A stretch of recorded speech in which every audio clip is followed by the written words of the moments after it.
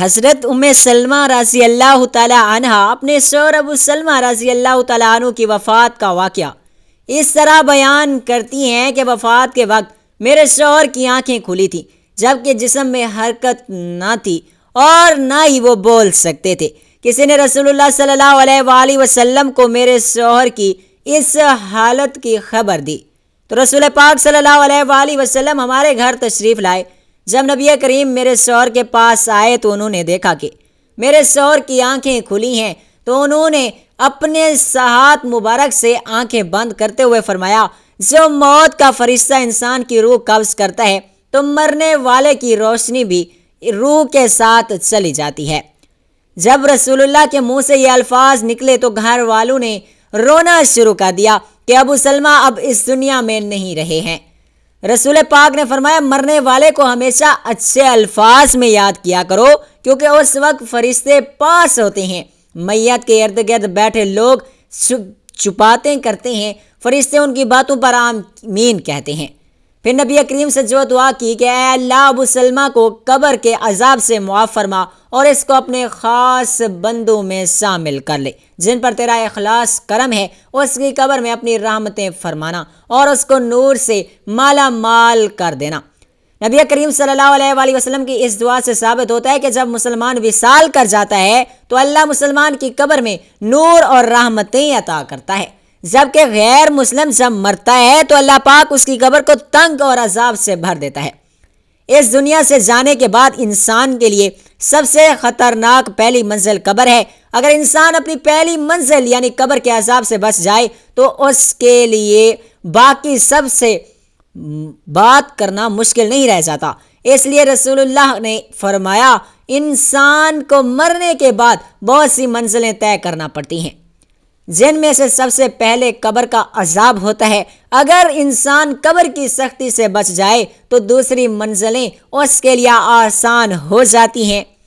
ایک دفعہ نبی کریم قبرستان سے گزر رہے تھے تو رسول اکرام نے قبر کا عذاب بیان کرتے ہوئے فرمایا، مجھے اگر اس بات کا ڈر نہ ہوتا کہ تم میت کو قبر میں دفنانا بھی چھوڑ دو گے تو میں اپنے رب کریم سے دعا کرتا وہ آپ کو بھی قبر کے عذاب سے آگاہ کر دیتا، جس طرح کہ میں سن رہا ہوں اور دیکھ رہا ہوں۔ رسول اللہ نے سب صحابہ کو قبر کے عذاب سے آگاہ کیا تو سب کے رونگٹے کھڑے ہو گئے۔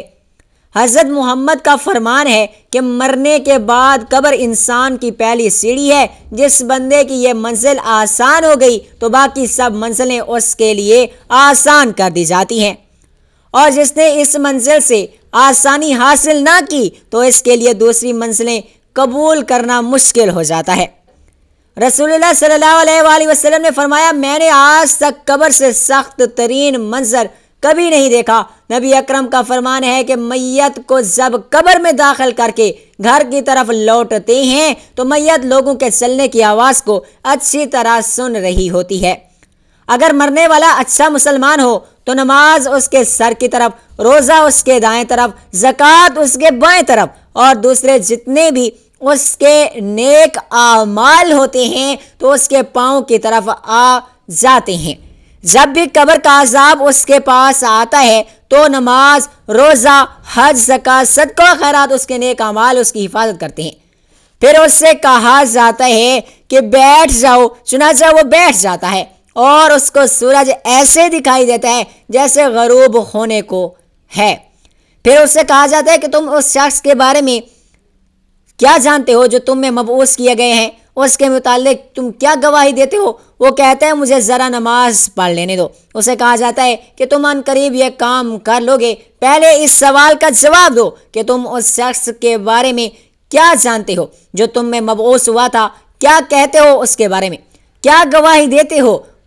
وہ گواہی دے گا کہ رسول اللہ صلی اللہ علیہ وآلہ وسلم اللہ کے آخری نبی ہیں جو اللہ کا دین لے کر تشریف لائے۔ پھر اس سے بولا جائے گا، اسی یقین کے ساتھ تم رہے اور اسی پر تمہیں دنیا چھوڑ کر آئے، اس عمل کے مطابق تم کو دوبارہ زندہ کیا جائے گا۔ یہ سب باتوں کے بعد اس کے لیے جنت کا دروازہ کھولا جاتا ہے اور وہ جنت کو دیکھ کر بہت زیادہ خوش ہوتا ہے۔ پھر اس کو جہنم کا دروازہ کھول کر دکھایا جاتا ہے اور اس کو کہا جاتا ہے کہ اگر تیرے نامہ اعمال اچھے نہ ہوتے تو تم کو جہنم کے گہرے حصے میں ڈال دیا جاتا۔ نیک بندے کی قبر کو اللہ پاک کشادہ اور نور سے منور فرما دیتا ہے اور روح کو اعلیٰ قسم کا عطر لگا کر پاکیزہ جگہ پر رکھ دیا جاتا ہے۔ غیر مسلم یا وہ جس کے اعمال اچھے نہ ہوں، اس کے بارے میں یہ فرمان ہے کہ جب قبر کا عذاب اس کے جسم کے پاس آتا ہے تو اس کے ارد گرد کوئی بھی نیک اعمال نہیں رہتے، اس کی حفاظت نہیں کرتے۔ پھر اس کافر کو حکم دیا جاتا ہے کہ یہاں پر بیٹھ جاؤ، تو وہ ڈرتا ڈرتا بیٹھ جاتا ہے۔ اس کو آخری نبی کے بارے میں پوچھا جاتا ہے تو وہ کچھ نہیں بتا سکتا وہ کون ہے۔ پھر اس کو خود ہی حضرت محمد صلی اللہ علیہ وآلہ وسلم کے بارے میں بتایا جائے گا تو وہ جواب دے گا کہ میرے علم میں نہیں ہے کہ محمد کون ہے۔ پھر اس سے فرمایا جائے گا کہ تو دنیا میں غیر مسلم مرا اور غیر مسلم ہی دوبارہ زندہ ہوگا۔ پھر اس کو جنت کا دروازہ کھول کر دکھایا جاتا ہے اور اس کو کہا جاتا ہے اگر تیرا نامہ اعمال نیک ہوتے تو تجھ کو ہمیشہ کے لیے جنت میں گھر ملتا۔ پھر اس کو وہاں سے جہنم میں لے جایا جاتا ہے اور اس کو کہا جائے گا کہ تو نے ہمیشہ ہی گناہوں کو پسند کیا اور اس لیے تیرا ٹھکانہ اب یہ جہنم ہے۔ وہ جہنم کو دیکھ کر حیران ہوگا اور کہے گا کہ کاش ہمارے اعمال نیک ہوتے اور مجھے جنت میں داخل کیا جاتا۔ پھر اللہ پاک اس کی قبر کو چاروں اطراف کو آپس میں ملا دے گا اور اس کی پسلیاں ریزہ ریزہ ہو جائیں گی۔ اللہ کا فرمان ہے جو بندہ میرے بتائے ہوئے کاموں پر عمل نہیں کرے گا تو میں اس کے لیے قبر کو تنگ کر دوں گا۔ حضرت ابن عمر سے روایت ہے کہ رسول اللہ صلی اللہ علیہ وآلہ وسلم نے ارشاد فرمایا جب انسان کا انتقال ہو جاتا ہے تو اس پر صبح اور شام اس کا ٹھکانہ پیش کیا جاتا ہے۔ اگر وہ اہل جنت میں سے ہو تو جنت والوں کا مقام، اور اگر اہل جہنم والوں میں سے ہو تو اہل جہنم والوں کا مقام اس کو دکھایا جاتا ہے، اور پھر اس کو کہا جاتا ہے کہ یہ تیرا ٹھکانہ ہے یہاں تک کہ اللہ تجھ کو قیامت کے دن اٹھائے گا۔ اسی طرح حضرت عائشہ رضی اللہ تعالیٰ عنہ سے روایت ہے کہ یہودی عورت ان کے پاس آئی اور اس نے عذاب قبر کا ذکر کرتے ہوئے عائشہ کو دعا دی اللہ پاک آپ کو عذاب قبر سے بچائے۔ حضرت عائشہ نے رسول اللہ صلی اللہ علیہ وآلہ وسلم سے اس بات پر سوال کیا کیا واقعی عذاب قبر ہوتا ہے؟ تو رسول اللہ صلی اللہ علیہ وآلہ وسلم نے فرمایا ہاں عذاب قبر حق ہے۔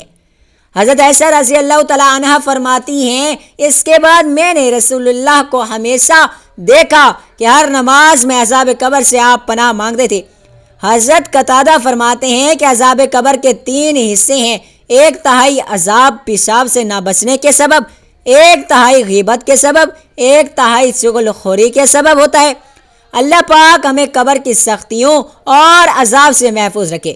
لیلۃ الدہن یا قبر کی پہلی رات وہ رات ہے جو میت کو دفن کرنے کے ساتھ شروع ہوتی ہے۔ روایات کے بقول پہلی رات میت کے لیے بہت سخت رات ہے اور اس کے مختلف مراحل ہیں۔ مومنوں کے لیے خوبصورت اور آرام دہ جگہ، بدکار مسلمانوں اور کافروں کے لیے بہت سخت اور وحشت ناک ہے۔ آج ایک لمبی تفصیلی اور متنفع علیہ حدیث پیش کریں گے جس میں قبر میں نیک اور بدکار انسانوں سے سوال و جواب اور میت کی قبر میں پہلی رات کا تفصیلی طور پر ہمارے پیارے نبی پاک صلی اللہ علیہ وآلہ وسلم نے ذکر فرمایا ہے۔ موت کے پہلے کچھ گھنٹے اور پہلے دن روح اور جسم کے علاوہ اس مادی بدن کے ساتھ ساتھ رہتی ہے، کیونکہ دنیا میں روح کو اس مادی بدن سے انس اور محبت تھی، اس لیے اب وہ اس بدن پر خاص توجہ رکھتی ہے اور اس کے ساتھ رشتہ اور روابط برقرار رکھنا چاہتی ہے۔ غسل اور دوسرے امور سر انجام دیتے ہیں۔ اس وقت روح اس بدن کے ساتھ رہتی ہے اور اس مادی بدن کو دفن کرتے وقت روح خود کو قبر میں دیکھتی ہے۔ جو نہیں میت کو قبر میں رکھا جاتا ہے اسی وقت قبر کی پہلی رات کا آغاز ہو جاتا ہے کہ بہت ہی سخت رات ہوتی ہے جسے میت تجربہ کرتی ہے اور اس سے کوئی چھٹکارا نہیں ہے۔ حضرت امام صادق کی روایت کو مد نظر رکھتے ہوئے مسلمان حکماء کی نظر میں قبر اور وہاں کے پیش آنے والے تمام احوال عالم برزخ ہیں۔ اس نظریے کے مطابق قبر میں داخل ہونا اور قبر کی پہلی رات موت کے آغاز سے ہی شروع ہو جاتی ہے اور بدن کے دفن ہونے سے کوئی تعلق نہیں۔ اب جن لوگوں کے جسم دفن نہیں ہوتے یا آگ میں جل جاتے ہیں یا پانی میں غرق ہو جاتے ہیں، ان کی پہلی رات کیسے گزرے گی؟ اس بارے میں امام طبری بیان فرماتے ہیں کہ حضرت امام حسن عسکری کے پاس ایک شخص آیا اور پوچھنے لگا کہ جو لوگ جل جاتے ہیں یا پانی میں ڈوب جاتے ہیں اور ان کے جسم دفن نہیں کیے جا سکتے تو پھر ان کی قبر کی پہلی رات کیسی ہوگی؟ آپ فرمانے لگے، مرنے کے بعد کی حالت کا نام قبر ہے، خواہ مرنے والا جل جائے، دریا میں غرق ہو جائے، کوئی اژدہا نکل جائے، اس قبر کی کیفیت، عذاب و انعام کی کیفیت ہمیں نہیں بتائی گئی، بس جس قدر ہمیں بتایا گیا اس پر آمین کہنا ہے۔ اس لیے قبر کی نعمتیں یا تکلیفیں کیسے ملیں گی، اس کے بارے میں سوال کرنا بے سود ہے۔ سمجھنے کے لیے اتنا کافی ہے کہ رات میں جب ہم خواب دیکھتے ہیں، اس میں ہم کہیں جا رہے ہیں، کسی سے بات چیت کر رہے ہیں، تو ہمارا جسم ہمارے بستر پر ہوتا ہے اور روح کا تعلق ٹہلنے، کسی سے بات چیت کرنے سے ہوتا ہے۔ اس طرح روح جو علیین میں چلی جاتی ہے اور جو جسم قبر میں رہتا ہے، تو ان دونوں کا لگاؤ اسی خواب کی طرح ہوتا ہے۔ جسم جہاں کہاں ہوتا ہے وہاں اللہ ہی کو معلوم ہوتا ہے۔ اب بات کرتے ہیں قبر کی پہلی رات کیسی ہوگی۔ اس بارے میں حدیث پاک سنن ابو داؤد میں 4753 ہے، مسند امام احمد میں جلد نمبر 4 صفحہ نمبر 287 پر 1857 ہے، مشکلات شریف میں نمبر ہے المستدرک حاکم کی 107 نمبر حدیث ہے۔ حضرت برا بن زاب نے بیان کرتے ہیں کہ ہم حضور پاک کے ساتھ ایک انصاری کے جنازے میں شریک ہوئے۔ ہم جب قبر پر پہنچے تو لحد تیار نہیں ہوئی تھی، لحد تیار ہو رہی تھی کہ حضور پاک کے پاس بیٹھ گئے، جو کہ میت کے سرہانے بیٹھے تھے۔ ہم نے دیکھا کہ آپ کبھی آسمان کی طرف دیکھتے ہیں اور کبھی لحد کے اندر دیکھتے ہیں جو کہ تیار ہو رہی ہے۔ 3 مرتبہ ایسا کرنے کے بعد حضور نبی کریم صلی اللہ علیہ وسلم نے اس طرح دعا مانگی، اے اللہ میں عذاب قبر سے تیری پناہ چاہتا ہوں۔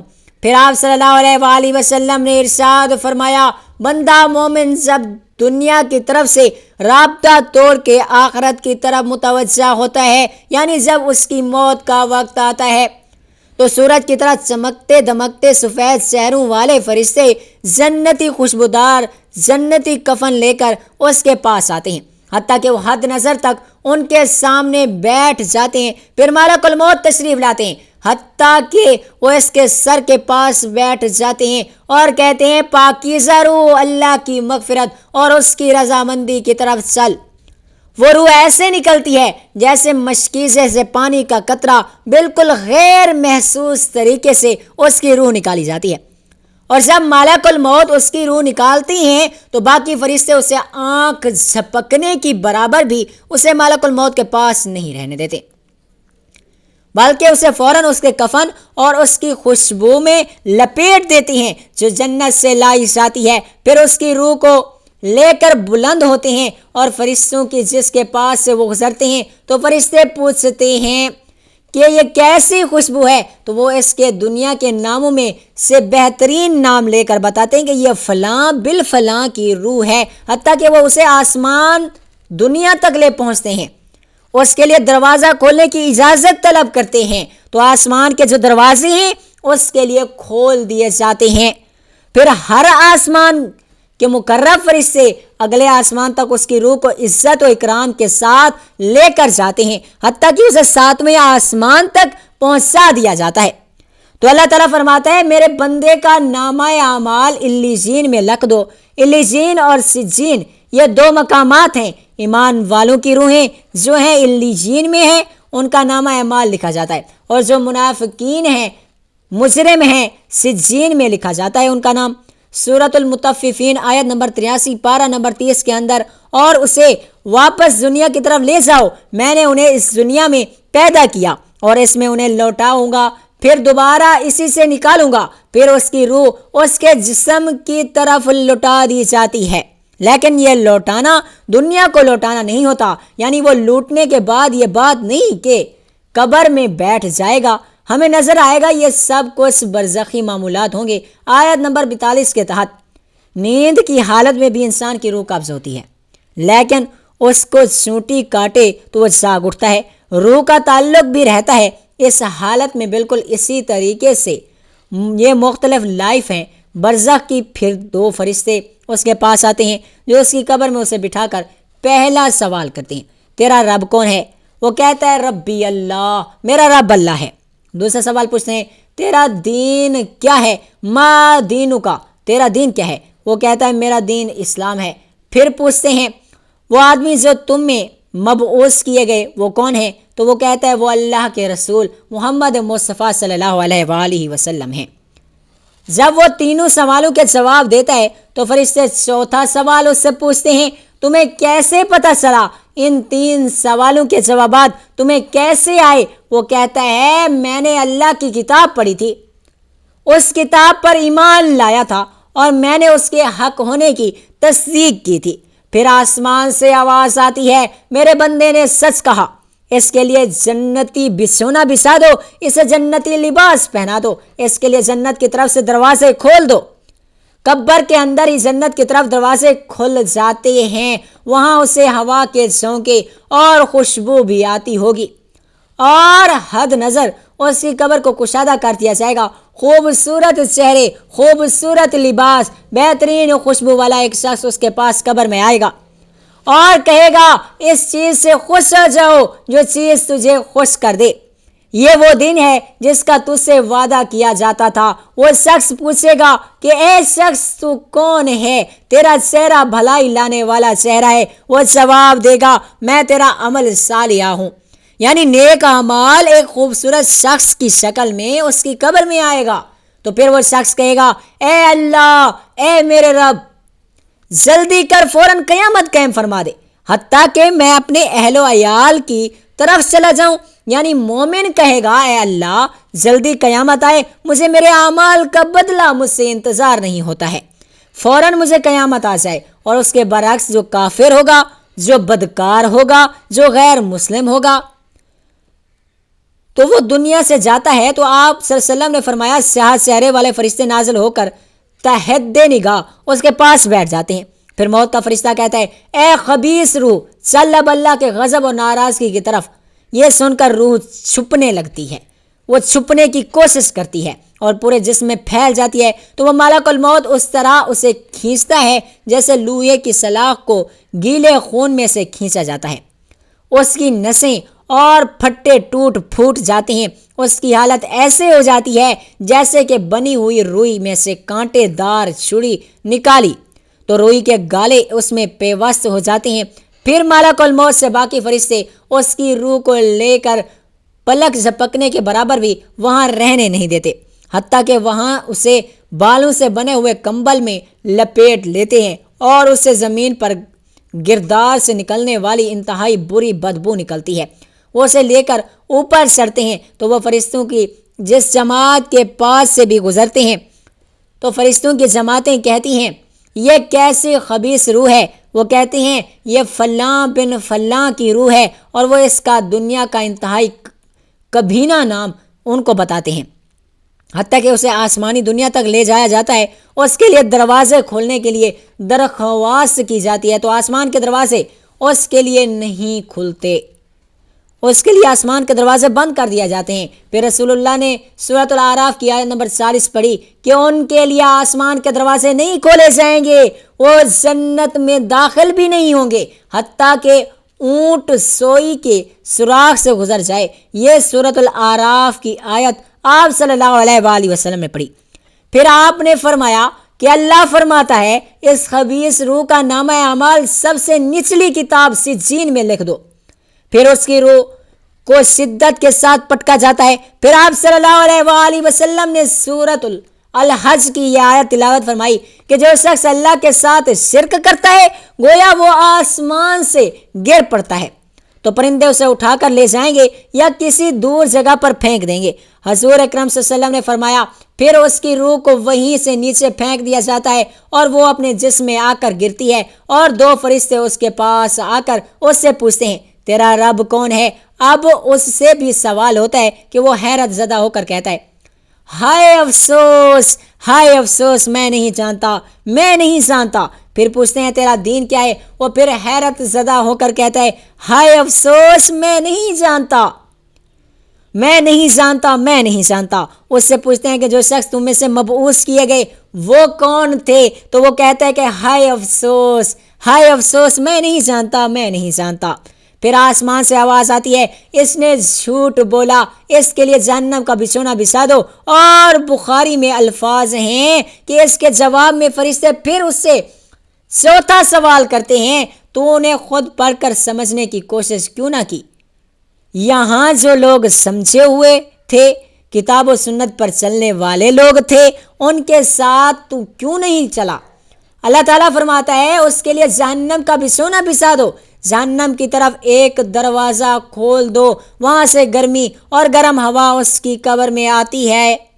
اس کی قبر کو اس قدر تنگ کر دیا جائے گا کہ اس کی پسلیاں ایک دوسرے کے اندر داخل ہو جائیں گی، اور ایک کبھی چہرے والا شخص ایک گندے لباس میں، انتہائی بدبودار لباس پہنے ہوئے اس کے پاس آئے گا اور اسے کہے گا، تمہیں ایسی چیزوں کی بشارت ہو جو تمہیں غم زدہ کریں، یہ تیرا وہ دین ہے جس کا تجھ سے وعدہ تھا۔ وہ پوچھے گا تو کون ہے؟ تیرے چہرے سے توقیر کی توقع نظر نہیں آتی۔ وہ جواب دے گا، میں تیرا خبیث عمل ہوں جو تو دنیا میں کیا کرتا تھا۔ پھر وہ کہتا ہے، اے میرے رب قیامت قائم نہ کرنا، اے میرے رب قیامت قائم نہ کرنا۔ اللہ پاک سورۃ الیاسین کی آیت نمبر 52 میں فرماتا ہے، یعنی جب قبروں سے ان کو نکالا جائے گا، مجرموں کو، وہ کہیں گے ہائے افسوس، ہمیں کس نے ہماری قبروں سے باہر نکالا؟ تو اللہ تعالیٰ فرمائے گا، یہی ہے جس کا وعدہ الرحمن نے کہا تھا، اور رسول اللہ نے سچ کہا تھا، اے اللہ پاک ہمیں عذاب قبر سے محفوظ فرمانا، ہم سب کو دنیا میں ہی قبر کے سوالوں کی تیاری کرنے کی توفیق عطا فرما دینا۔ اے اللہ بروز قیامت ہمیں نبی کریم صلی اللہ علیہ وآلہ وسلم کی شفاعت نصیب فرمانا۔ دوستو، گناہوں سے بچنے نیک اعمال کیجیے، اور یہی وقت ہے قبر کی تیاری کیجیے۔ اللہ پاک ہم سب کا حامی و ناصر ہو۔ کمنٹ سیکشن میں آمین لکھنا نہ بھولیے گا۔ جزاک اللہ خیرن کثیرا۔